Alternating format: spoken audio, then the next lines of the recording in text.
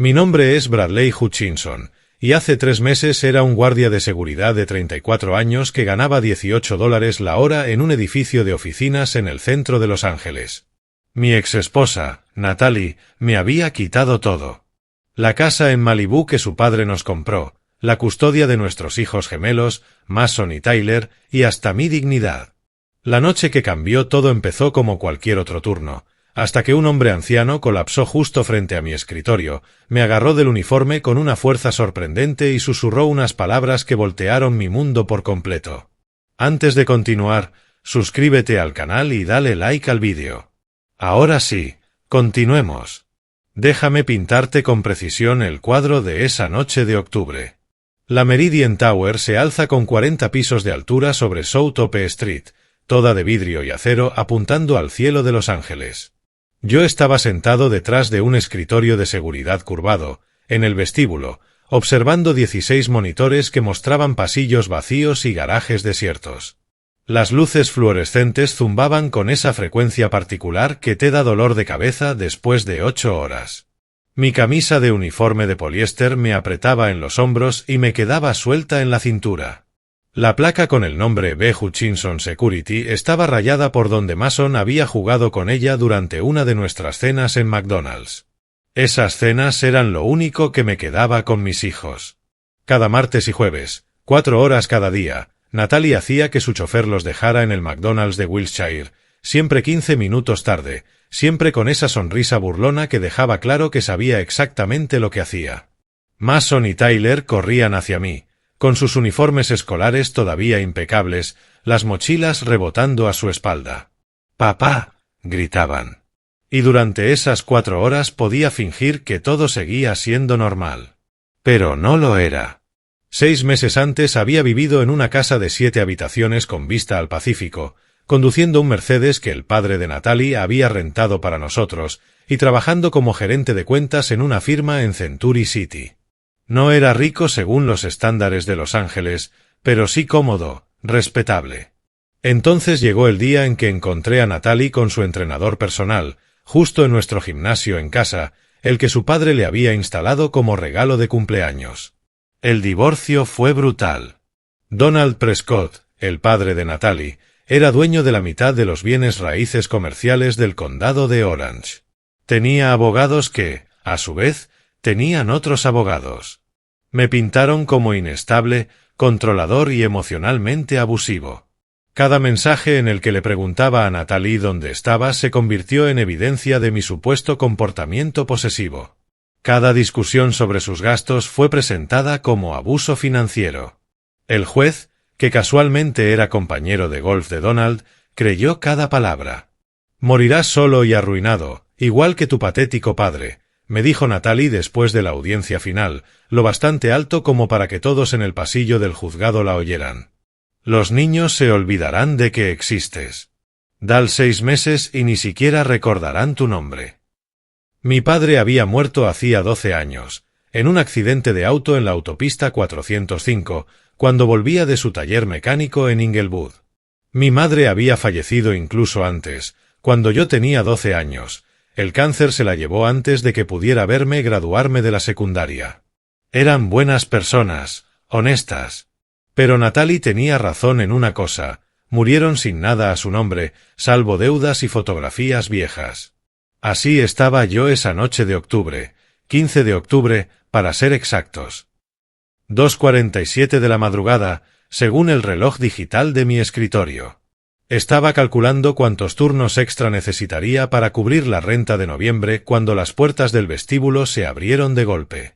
No fue el empuje lento de un trabajador nocturno ni de un borracho buscando un baño, sino un golpe violento, como si alguien hubiera lanzado todo su peso contra ellas.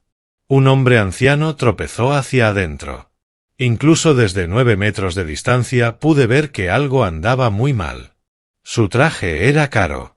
Había aprendido a reconocer la calidad de las telas en mis días como gerente de cuentas, cuando fingía pertenecer a las salas donde se reunían hombres como él. Lana italiana, probablemente de $5,000 como mínimo. Su cabello plateado estaba perfectamente peinado a pesar de su angustia, y sus zapatos resonaban sobre el mármol con ese sonido inconfundible del cuero hecho a mano. «¡Ayuda!», jadeó, y la palabra resonó en el vestíbulo vacío como un disparo. Derramé mi café al levantarme de un salto, el líquido marrón extendiéndose sobre el informe de incidentes que estaba llenando. El hombre ya se desplomaba cuando lo alcancé. Sus piernas cedieron como si le hubieran cortado los hilos. Lo sostuve por debajo de los brazos, sorprendido por lo liviano que era, por lo frágil que se sentía bajo ese traje costoso. Su rostro estaba gris, ese tono particular que había visto una vez cuando el amigo de mi padre sufrió un infarto en una barbacoa. Pero sus ojos, azules, brillantes, tan afilados como el vidrio, se clavaron en los míos con una intensidad que me hizo olvidar, por un instante, que estaba muriendo en mis brazos. Después del divorcio, la Meridian Tower se convirtió en mi mundo entero. 8 horas por noche, 5 noches a la semana, sentado en ese vestíbulo, viendo la vida pasar en los monitores de seguridad mientras la mía quedaba suspendida. El edificio albergaba bufetes de abogados, oficinas contables y empresas tecnológicas, el tipo de lugares donde podría haber trabajado si Donald Prescott no se hubiera encargado de convertir mi nombre en sinónimo de desgracia en todo directorio corporativo de Los Ángeles. Mi apartamento tipo estudio en Koreatown quedaba a 20 minutos en auto de la torre, en el tercer piso de un edificio que siempre olía a kimchi y humo de cigarro. 37 metros cuadrados que me costaban $1.400 al mes. La cama abatible chirriaba al bajarla. El aire acondicionado funcionaba un día sí y otro no. La pareja del departamento contiguo discutía en coreano exactamente a las 3 de la tarde, justo cuando intentaba dormir antes de mis turnos, pero al menos era mío. O lo sería después de otras 63 rentas pagadas. Lo había amueblado con cosas de Craigslist y ventas de garaje, una mesa de centro con una pata coja que arreglé con un fajo de servilletas dobladas de McDonald's, un televisor de 2015 que solo captaba canales locales, un microondas que tardaba 4 minutos en calentar una taza de café. Lo único nuevo en el apartamento era un marco con una foto de Mason y Tyler en la última Navidad. Cuando aún vivía en la casa. Cuando todavía me llamaban papá, sin que Natalie los corrigiera diciendo tu padre. El trabajo de seguridad pagaba $18 la hora, 27 con horas extras, que aceptaba cada vez que podía. Después de impuestos y manutención, sí, de algún modo aún debía manutención, aunque Natalie viviera sobre la fortuna de su padre, me quedaban unos $2.200 al mes. La renta se llevaba $1.400. La gasolina y el seguro de mi Honda Civic 2008, otros $300. Lo que quedaba lo destinaba a comida. Había aprendido 17 maneras distintas de preparar fideos instantáneos. Había aprendido en qué supermercados rebajaban la carne exactamente a las 7 de la tarde. Había aprendido que el orgullo sabe peor que la mantequilla de maní genérica. Antes de que todo se derrumbara, trabajaba en Brennan Financial Services, en Century City. Gerente de cuentas sonaba impresionante hasta que entendí que significaba que manejaba hojas de cálculo para tipos que manejaban hojas de cálculo para los verdaderos tomadores de decisiones. Aún así, ganaba $75.000 al año, tenía seguro médico, plan de retiro y tarjetas de presentación con letras en relieve. Usaba trajes de Nordstrom Rack y sentía que era alguien que avanzaba en la vida. Luego vino el divorcio, y Donald Prescott se aseguró de que aquel algún lugar se convirtiera en ningún lugar. Bastaron 3 llamadas de sus abogados para que en Brennan Financial Services me etiquetaran como un empleado problemático. Una semana después, encontraron una excusa para despedirme. Recorte de personal, dijeron, aunque contrataron a mi reemplazo antes de que yo siquiera vaciara mi escritorio. Cada entrevista de trabajo después de eso terminaba igual, todo entusiasmo hasta que revisaban mis antecedentes. Entonces, de pronto, la vacante ya estaba cubierta o habían decidido seguir otro camino. El empleo de guardia de seguridad fue el único que no le importó la influencia de Donald Prescott. Metro Security Services necesitaba cuerpos sentados frente a monitores, revisando credenciales. No les importaba que me hubieran vetado de las empresas corporativas. Solo les importaba que llegara a tiempo, que me mantuviera despierto y que no robara. El listón era bajo, pero era el único que todavía podía alcanzar. Mi supervisor, Héctor Ramírez, era un buen tipo que llevaba 20 años en seguridad. No eres el primer tipo con título universitario que veo sentado detrás de ese escritorio, me dijo en mi primera semana. Y no serás el último. La economía está difícil. Haz tu trabajo, no causes problemas y quizá aparezca algo mejor. Pero nada mejor llegaba. Había enviado 200 solicitudes en 6 meses. Había postulado a todo, desde cajero de banco hasta supervisor de almacén. O el alcance de Donald llegaba a todos lados, o empezar de nuevo a los 34 con una reputación destruida era tan imposible como parecía.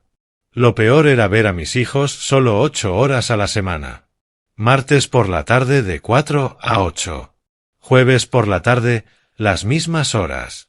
Siempre en el McDonald's de Wilshire, porque tenía área de juegos y yo no podía llevarlos a mi departamento. El contrato decía sin visitas nocturnas. Y al abogado de Natalie no le habría gustado más que atraparme infringiendo alguna regla, cualquier detalle que pudiera arrebatarme esas preciadas 8 horas. ¿Por qué no podemos ver tu nueva casa, papá? Preguntaba Tyler, con esa cara sincera de niño de 8 años que dolía físicamente. La están arreglando, mentía yo. Hay pintores y el olor te haría sentir mal. Mamá dice que vives en un lugar feo, añadía Mason, sin intención de hacer daño, pero clavando el cuchillo igual. Dice que por eso no podemos ir.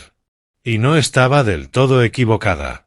Koreatown no era Malibú, pero no era el vecindario lo que mantenía alejados a mis hijos, sino la orden judicial redactada por el equipo legal de Natalie y firmada sin mirar por el juez Harrison, el compañero de golf de Donald, que dictaminaba que no podía tener visitas nocturnas hasta proporcionar alojamientos adecuados para los niños. ¿Adecuados según quién?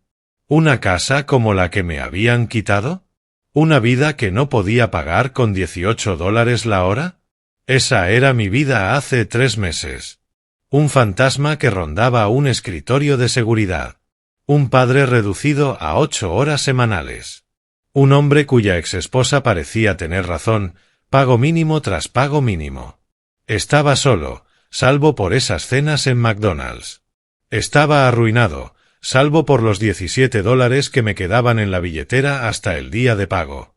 Y según todos los que importaban, eso era exactamente lo que merecía.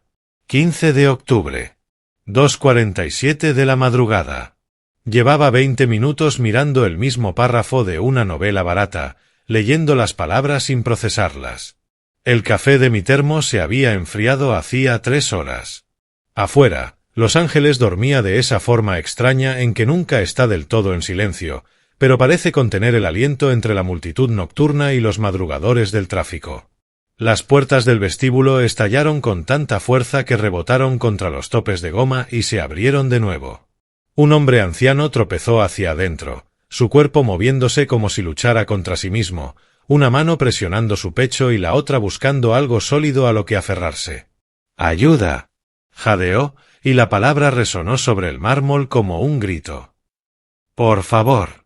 Derramé mi café mientras corría hacia él, el líquido marrón extendiéndose sobre el informe de incidentes que estaba llenando sobre una falsa alarma de incendio en el 7º piso. El hombre ya caía cuando lo alcancé, sus piernas doblándose bajo su propio peso. Lo sujeté por debajo de los brazos, sorprendido por lo liviano que era, a pesar de su altura, tal vez 1,80 m cuando estaba erguido. Su traje estaba impecable incluso en medio de la crisis, lana gris carbón que probablemente costaba más de lo que yo ganaba en 2 meses. Su cabello plateado seguía perfectamente peinado, aunque gotas de sudor se acumulaban en su frente. Pero su rostro tenía ese tono grisáceo que había visto una vez cuando el amigo de mi padre, Kenny, sufrió un infarto en una barbacoa del 4 de julio. «Lo tengo», dije, bajándolo con cuidado al suelo. Mis manos temblaban mientras sacaba el teléfono y marcaba al 911. «Señor, quédese conmigo. Ya viene ayuda». Sus ojos se fijaron en los míos con una intensidad que parecía imposible en alguien en pleno colapso cardíaco. Eran los ojos más azules que había visto jamás, como mirar el océano a través del cristal. Estudiaba mis rasgos como si intentara memorizarlos, O tal vez recordar algo olvidado. ¿Cuál es su nombre, señor? Le pregunté, intentando mantenerlo consciente mientras la llamada se conectaba. ¿Puede decirme su nombre? Theodore, jadeó, sus dedos perfectamente cuidados aferrándose a mi manga de poliéster. Theodore Ashford. De acuerdo, Theodore, soy Bradley. La ayuda viene en camino. Solo respire, ¿sí?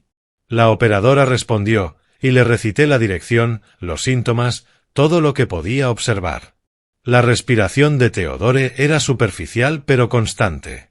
Su pulso corría bajo mis dedos cuando le tomé la muñeca, pero sus ojos no se apartaban de mi rostro. Y en su expresión había algo más que miedo a morir. Tal vez reconocimiento, o sorpresa, o ambas cosas. «Dios mío», susurró. Y por un momento su voz fue clara, cortando el dolor. «Te pareces exactamente a ella». «¿A quién?», pregunté. Pero volvió a luchar por hablar. «¿Cómo te llamas, hijo?» «Tu nombre completo». «Bradley Hutchinson», dije, confundido de por qué eso importaba cuando lo urgente era que respirara. «¿Tu madre?», gaspó, su agarre en mi manga fortaleciéndose con una fuerza inesperada. «¿Cuál era su apellido de soltera?». La pregunta fue tan inesperada que casi no respondí. «Miss. Dorothy Miss». Pero después de casarse con mi padre usaba el apellido Roberts. «¿Por qué me pregunta eso?». Las lágrimas aparecieron en los ojos de Theodore, rodando por sus sienes mientras yacía sobre el mármol frío. Su boca se abría y cerraba como si intentara forzar palabras que no salían. Finalmente logró hablar, cada palabra un esfuerzo monumental. «Dorothy Miss era mi hija», dijo, y las palabras me golpearon como un puñetazo físico. «La perdí hace 22 años, y he estado buscando a su familia desde entonces». «Eso es imposible», balbuceé, con la mente dando vueltas. «Mis abuelos murieron antes de que yo naciera. Mi madre me dijo que murieron en un accidente de coche». «No», susurró Theodore con urgencia, los ojos muy abiertos, desesperados. «Estoy vivo. Estoy aquí. Bradley, soy tú». Los paramédicos irrumpieron por las puertas, su equipo resonando contra el mármol. 2 de ellos, moviéndose con eficacia entrenada, apartaron a Theodore de mí y lo colocaron en una camilla. Una de ellas, una joven con el cabello recogido en un moño apretado, comenzó a recitar signos vitales mientras el otro preparaba una vía intravenosa. «¡Esperen!», grité mientras comenzaban a llevarlo hacia la puerta. ¿Qué estaba tratando de decir, Theodore? Pero ya había perdido el conocimiento. Su cabeza cayó hacia un lado mientras empujaban la camilla. La paramédica se volvió hacia mí. «¿Lo conoce?» «No, él simplemente entró así». «¿A dónde lo llevan?» «Al Cedar Sinai». «¿Es usted familia?» «No», respondí, aunque la palabra me sonó equivocada. «Solo soy el guardia de seguridad». Desaparecieron tras las puertas, dejándome de pie en el vestíbulo, con las palabras de Theodore resonando en mi cabeza. Dorothy Miss era mi hija. El piso de mármol estaba manchado con mi café derramado. Tenía las manos ensangrentadas por la fuerza con la que Theodore me había sujetado, sus uñas rompiendo la piel a través de la tela barata de mi uniforme. Caminé de regreso a mi escritorio, aturdido, y llamé a Héctor para informar del incidente. Luego me quedé allí, mirando los monitores sin realmente ver nada. Mi madre siempre me había dicho que sus padres murieron antes de que yo naciera. Que un conductor ebrio los había matado en Nochevieja, a ambos, juntos, de forma instantánea y definitiva. Lloró cuando me lo contó, y yo nunca lo cuestioné, porque ¿quién pensaría que una madre podría mentir sobre algo así? Pero Theodore Ashford conocía su apellido de soltera. Había dicho que era su hija. Me había mirado como si viera un fantasma. Y ahora que lo pensaba, los ojos de mi madre eran de ese mismo azul imposible. Intenté llamar al Cedar Sinai a las 4 de la mañana, luego a las 5 y otra vez a las 6. Cada vez me decían lo mismo, no podían divulgar información sobre pacientes a personas que no fueran familiares. Para cuando mi turno terminó, A las 7 de la mañana ya casi me había convencido de que lo había imaginado todo. Quizá Theodore estaba confundido, delirante por falta de oxígeno. Las personas mayores dicen cosas extrañas durante las emergencias médicas. Pero no podía olvidar cómo me había mirado. No podía olvidar las lágrimas en sus ojos cuando dijo el nombre de mi madre. Pasaron 3 días sin noticias. Cumplí mis turnos como un zombi, sobresaltándome cada vez que las puertas del vestíbulo se abrían, esperando ver a Theodore Ashford entrar de nuevo para explicarlo todo. Incluso lo busqué en Google durante mis descansos.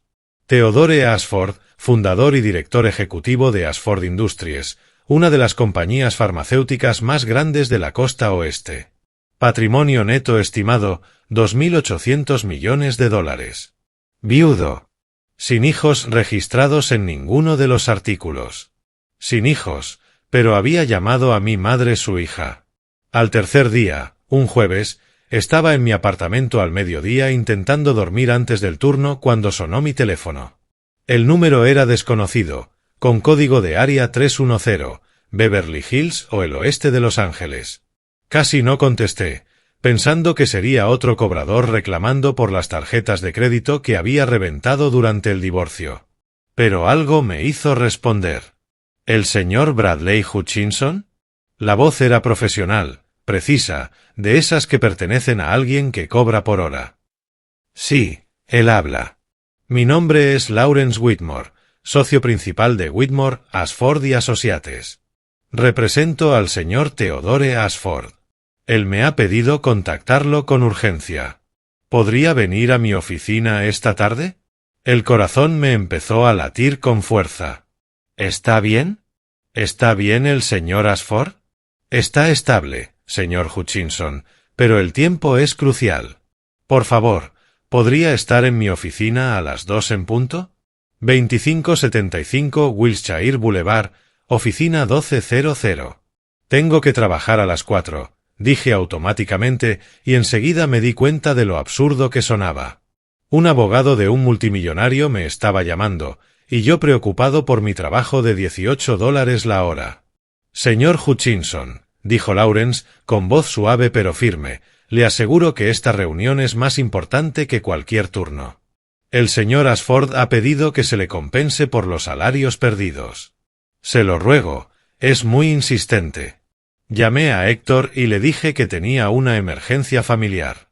No era exactamente una mentira, aunque todavía no entendía cómo podía ser verdad. Me puse mi mejor ropa, unos pantalones caqui apenas arrugados y una camisa tipo polo que había usado en la obra escolar de Mason el mes anterior. Mi Honda Civic hizo ruidos vergonzosos al avanzar por Wilshire, pasando frente al McDonald's donde vería a mis hijos en apenas 2 horas, si lograba que esta reunión fuera rápida. El bufete ocupaba todo el piso 12 de una torre de vidrio que gritaba dinero por todos lados.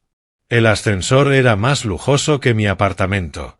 La recepcionista estaba sentada tras un escritorio que probablemente costaba más que mi coche. Me sonrió como si yo perteneciera allí, aunque ambos sabíamos que no era así. Señor Hutchinson, el señor Whitmore lo está esperando. Lawrence Whitmore rondaba los 60 años, con cabello plateado y un traje que hacía parecer casual el de Theodore. Su oficina era puro lujo, madera oscura, cuero y una vista de las colinas de Hollywood que explicaba por qué los abogados podían cobrar $1,000 la hora. Se levantó al verme entrar y me estrechó la mano con ambas, un gesto que se sintió genuinamente cordial. Señor Hutchinson, por favor, tome asiento. ¿Le ofrezco algo? ¿Agua? ¿Café? Solo respuestas, dije, sorprendiéndome a mí mismo con mi franqueza. ¿De verdad es cierto que Theodore Ashford es mi abuelo? Lawrence se recostó en su silla y abrió una carpeta de cuero sobre el escritorio. Sí, señor Hutchinson, lo es. La habitación pareció inclinarse. Apreté los apoyabrazos para estabilizarme. Mi madre me dijo que sus padres estaban muertos, que murieron en un accidente antes de que yo naciera. Su madre le dijo lo que necesitaba para protegerlo, respondió Lawrence, deslizando una fotografía por el escritorio. Era vieja, quizá de comienzos de los años 80. Mostraba a una joven con toga y birrete junto a un hombre de aspecto severo con traje de negocios. La joven era mi madre, tal vez de 21 o 22 años, su sonrisa radiante pero sus ojos tristes. El hombre era Theodore Ashford, 40 años más joven, pero inconfundible. Esta fue tomada en la graduación de Dorothy en la Universidad del Sur de California, explicó Lawrence. Se graduó summa cum laude con un título en educación. Theodore quería que se uniera al negocio familiar, pero ella deseaba enseñar. Fue el comienzo de muchas discusiones. Empujó otra foto hacia mí. En esta, mi madre aparecía junto a un joven vestido con jeans y una camisa de trabajo. Ambos reían mirando algo fuera de cámara. El joven era mi padre, probablemente de 25 años, con las manos aún marcadas por las manchas de grasa que nunca se iban del todo por su trabajo en el taller. 6 meses después de graduarse, Dorothy conoció a Robert Hutchinson, dijo Lawrence. Él estaba reparando el coche de Theodore en un taller de Brentwood. Se enamoraron. Theodore estaba construyendo Ashford Industries en un imperio y no podía aceptar que su hija se casara con un mecánico. Le dio un ultimátum. Debía elegir entre la fortuna familiar o Robert. Ella eligió a mi padre, dije, sintiendo como la comprensión me inundaba. Ella eligió el amor, corrigió Lawrence. Theodore la desheredó por completo. Sin dinero, sin contacto, nada. Dorothy era fuerte, igual que su padre. Cambió legalmente su nombre a Dorothy Roberts al casarse con su marido, para hacerse más difícil de rastrear. Ella y Robert se mudaron al valle, y le dijeron a todos que sus padres habían muerto. Era más fácil que explicar la verdad. Lawrence sacó más documentos. Certificados de nacimiento, licencias de matrimonio, informes de investigadores privados fechados hace 5 años. El orgullo de Theodore lo mantuvo alejado durante muchos años. Cuando su esposa, Margaret, murió hace 10, comprendió lo que había perdido. Contrató detectives para encontrar a Dorothy, pero para entonces ella ya había muerto hacía 12 años. Cáncer, leí en el informe con la voz entrecortada. Murió cuando yo tenía 12 años. Theodore no supo de ti hasta hace 5 años, continuó Lawrence. Los investigadores finalmente rastrearon tu certificado de nacimiento a través de los registros hospitalarios. Bradley Miss Hutchinson, nacido en el hospital de Northridge el 15 de mayo de 1991. Madre, Dorothy Roberts, anteriormente Dorothy Miss. Padre, Robert Hutchinson. Lawrence se inclinó hacia adelante, con expresión grave. Señor Hutchinson, Theodore lo ha estado observando durante 5 años, reuniendo el valor para acercarse a usted. Él es dueño de la Meridian Tower. La compró hace 3 años, cuando se enteró de que usted trabajaba allí. ¿Compró un edificio de 40 pisos porque yo trabajaba allí? Pregunté incrédulo. Su patrimonio supera los 2.800 millones de dólares, señor Hutchinson, respondió Lawrence con serenidad. Habría comprado toda la manzana si hubiera sido necesario. Usted es su única familia con vida. Pensé en todas las noches que había pasado en ese vestíbulo sintiéndome un fracasado, mientras mi abuelo era el propietario del edificio entero. La ironía era tan afilada que casi me hizo reír. ¿Por qué ahora? ¿Por qué decidió acercarse finalmente? No lo planeó esa noche. Lawrence bajó la mirada. Llevaba tiempo visitando el edificio de vez en cuando, caminando por el vestíbulo, buscando las palabras adecuadas.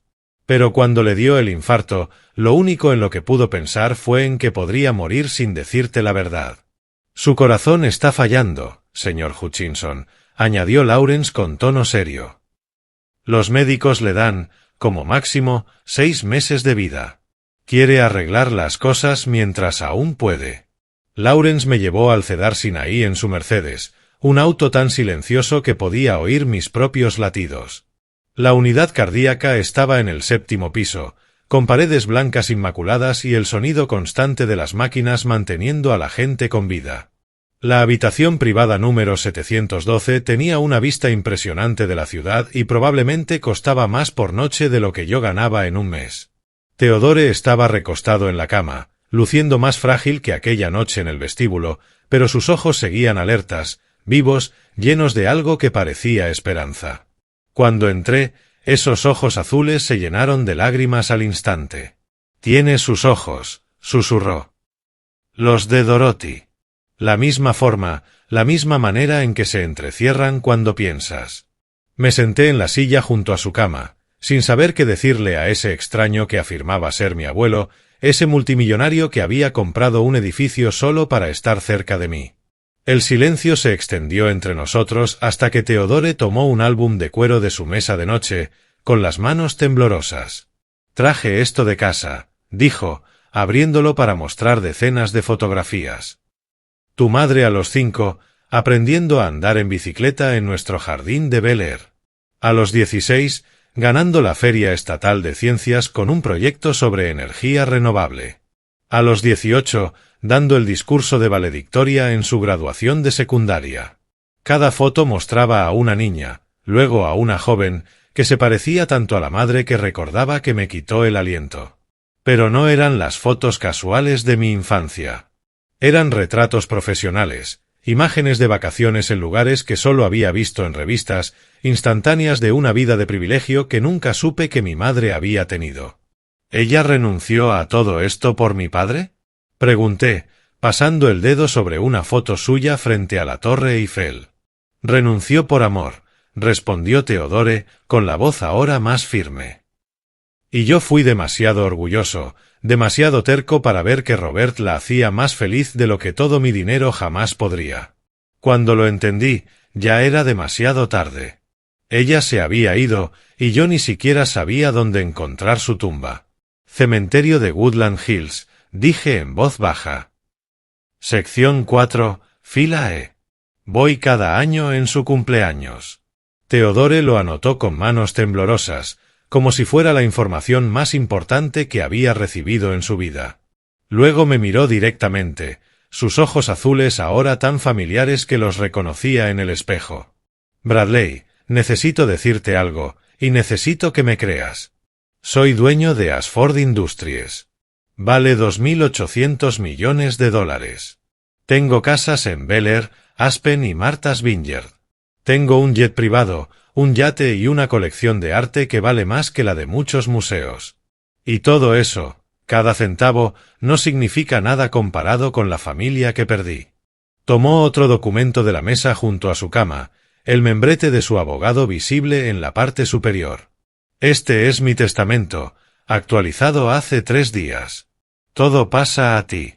La compañía, las propiedades, la fundación, todo. Eres mi único heredero, Bradley. Mi única familia». Me quedé mirando el documento. Las cifras eran tan irreales que podrían haber estado escritas en otro idioma. «Esto no puede ser verdad», dije en voz baja. «Estas cosas no le pasan a gente como yo». «A gente como tú», repitió Theodore con firmeza. «Eres mi nieto, el hijo de Dorothy. Siempre estuviste destinado a algo más que ese escritorio de seguridad, Bradley. Tu madre habría querido que tuvieras todo lo que ella dejó atrás. Pero yo no sé nada sobre dirigir una empresa farmacéutica», protesté. «Fui gerente de cuentas y ni siquiera uno bueno, según mi exesposa». «¿Tu exesposa?», preguntó Theodore, tensando la mandíbula. «¿Natalie Prescott? ¿La hija de Donald Prescott? ¿Sabes sobre ella?» «Sé todo sobre ti, Bradley. Sé que Donald Prescott destruyó tu carrera después del divorcio. Sé que sobornó al juez Harrison para fallar en tu contra. Sé que ha intentado comprar mi empresa durante la última década y que he disfrutado decirle no cada vez». Theodore presionó un botón en el control de su cama y Lawrence regresó a la habitación. «Lawrence, cuéntale a Bradley sobre los archivos». Lawrence sonrió, esa sonrisa depredadora que probablemente hacía temblar a sus oponentes en los tribunales. «Tenemos evidencia documentada de los sobornos de Donald Prescott, manipulación de testigos y corrupción judicial durante su proceso de divorcio. Tenemos correos electrónicos, llamadas grabadas, transferencias bancarias, suficiente para destruirlo y revertir su sentencia. ¿Por qué haría todo esto por mí? Le pregunté a Theodore. Porque eres mi familia, respondió con sencillez. Porque fallé con tu madre y no fallaré contigo. Porque esos niños, Mason y Tyler, merecen conocer a su bisabuelo antes de que yo muera. Porque Donald Prescott necesita aprender que nadie lastima a mi familia. Theodore tomó mis manos entre las suyas, con una fuerza que no esperaba. Me estoy muriendo, Bradley. Mi corazón está fallando, y los médicos me dan 6 meses, con suerte. No puedo deshacer el pasado. No puedo recuperar los años que perdí con Dorothy, contigo, con tu padre. Pero puedo asegurarme de que nunca vuelvas a sufrir. Puedo asegurarme de que esos niños crezcan sabiendo que provienen de fuerza, de éxito, de una familia que puede romperse, pero siempre vuelve a unirse. Esta mañana eras un guardia de seguridad, aquel al que Natalie decía que moriría solo y arruinado, continuó Theodore. Esta noche eres el heredero de una de las mayores empresas farmacéuticas de Estados Unidos.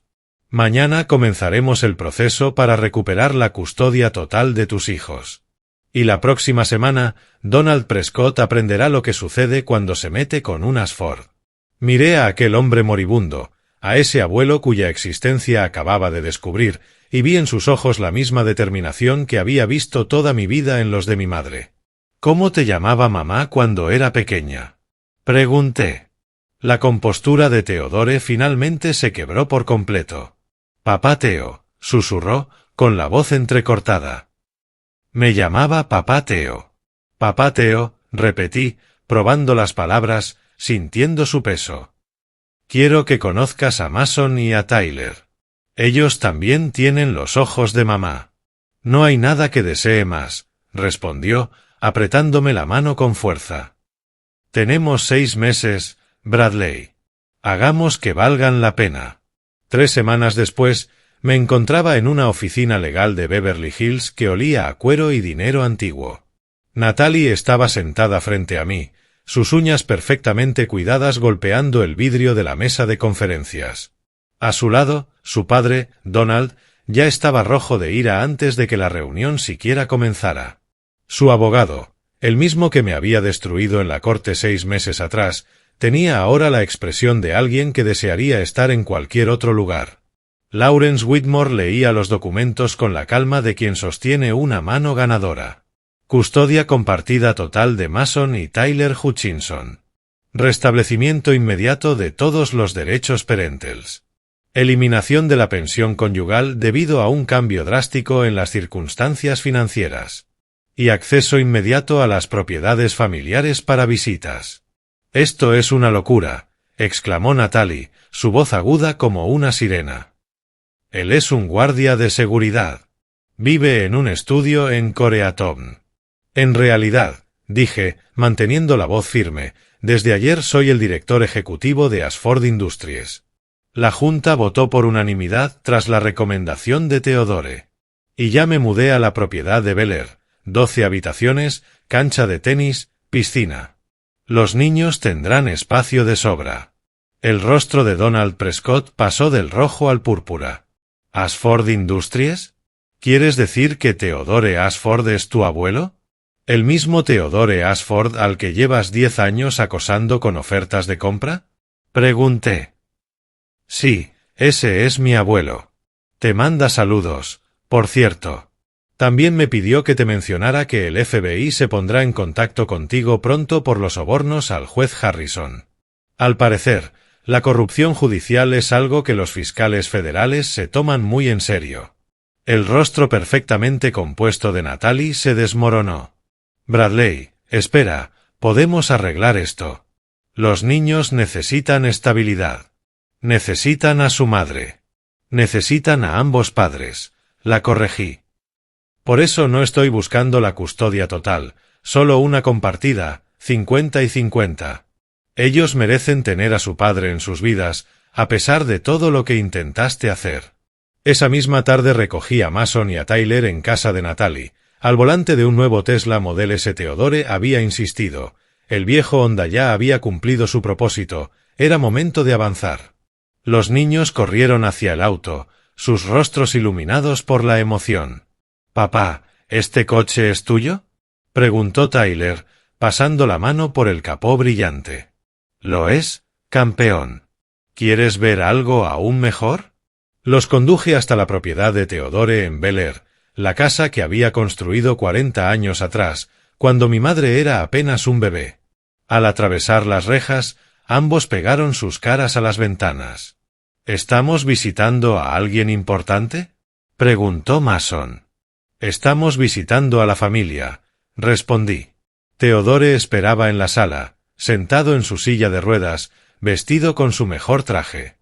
Se había cortado el cabello esa misma mañana y lucía más joven que cuando lo vi en el hospital. Cuando los niños entraron, su rostro se iluminó como una mañana de Navidad. «Mason, Tyler», dije, arrodillándome entre ellos, «este es mi abuelo, lo que significa que es su bisabuelo. Pueden llamarlo Papá Theo». «¿Tenemos un bisabuelo?», susurró Tyler, con asombro en la voz. «Así es», respondió Theodore, conmovido. «Y he esperado toda mi vida para conocerlos». Les entregó a cada uno un regalo envuelto. Dentro había álbumes de fotos que había armado cuidadosamente durante las últimas 3 semanas.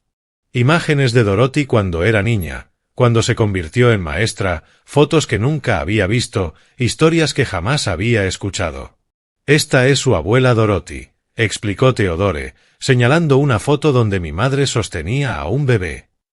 «Ese es su papá cuando nació. Ella lo amaba más que a todas las estrellas del cielo, y los habría amado a ustedes del mismo modo».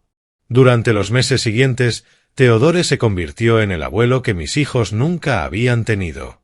Asistió a todos los partidos de béisbol de Mason, sentado en una silla de ruedas personalizada con los colores del equipo. Fue a cada obra escolar de Tyler, siempre en primera fila, siempre con flores en las manos. Les enseñó sobre negocios en la mesa del comedor, sobre arte en su galería y sobre bondad con su ejemplo. El imperio de Donald Prescott se derrumbó bajo la investigación federal. Fue acusado de 17 cargos de soborno y corrupción. Natalie, de repente humilde, comenzó a cooperar con la custodia. Incluso se disculpó un día al dejar a los niños. «Estaba equivocada», dijo en voz baja. «En todo». Theodore vivió 7 meses más, uno más de lo que los médicos habían predicho. «Pura terquedad», me dijo cerca del final. Un rasgo muy Ashford. La noche antes de morir me llamó a su cama. «Bradley, necesito que sepas algo». Aquella noche en el vestíbulo, cuando colapsé, no tenía miedo de morir. Tenía miedo de morir sin que supieras quién eres. Tú nunca fuiste solo un guardia de seguridad. Nunca estuviste solo. Siempre fuiste un Ashford. Siempre fuiste amado, incluso cuando no lo sabías. En su funeral, cientos de personas acudieron a rendirle homenaje, empresarios, políticos, celebridades. Pero en la primera fila se sentaban 2 niños de 8 años que lo conocieron simplemente como Papó, el bisabuelo que nunca se perdió un partido de béisbol. Natalie alguna vez me dijo que moriría solo y arruinado. Se equivocó en ambas cosas. Pero, más importante aún, se equivocó sobre lo que realmente importa. El dinero, las casas, la empresa, nada de eso fue el verdadero regalo de Theodore. Su verdadero regalo fue enseñarme que la familia no se trata de perfección ni de orgullo. Se trata de estar presente, incluso cuando llegan décadas tarde. Se trata de elegir el perdón antes que la furia. Se trata de tomar el brazo de alguien en un vestíbulo oscuro y no soltarlo hasta que la verdad salga a la luz. Todavía trabajo en seguridad, de cierta manera. Ahora protejo el legado de Theodore, la misión de su empresa de hacer que la medicina sea accesible, y sobre todo, la infancia de 2 niños que nunca dudarán de su valor. Saben que vienen de una larga línea de personas que cometieron errores, pero que nunca se rindieron, que perdieron todo, pero encontraron el camino de regreso, que aprendieron que el amor vale más que cualquier fortuna. A veces, la mejor herencia no es el dinero. A veces, es la prueba de que siempre fuiste digno de ser encontrado. Si esta historia tocó tu corazón, si te recordó que nunca es demasiado tarde para que una familia vuelva a unirse, tómate un momento para dejar un me gusta y compartir este vídeo con alguien que necesite escucharlo. Cuéntanos en los comentarios tus propias historias de reencuentro familiar o los momentos que lo cambiaron todo. Y no olvides suscribirte a nuestro canal para más historias reales que demuestran que los momentos más poderosos de la vida suelen llegar cuando menos los esperamos. Gracias por mirar, y recuerda, nunca estás tan solo como crees.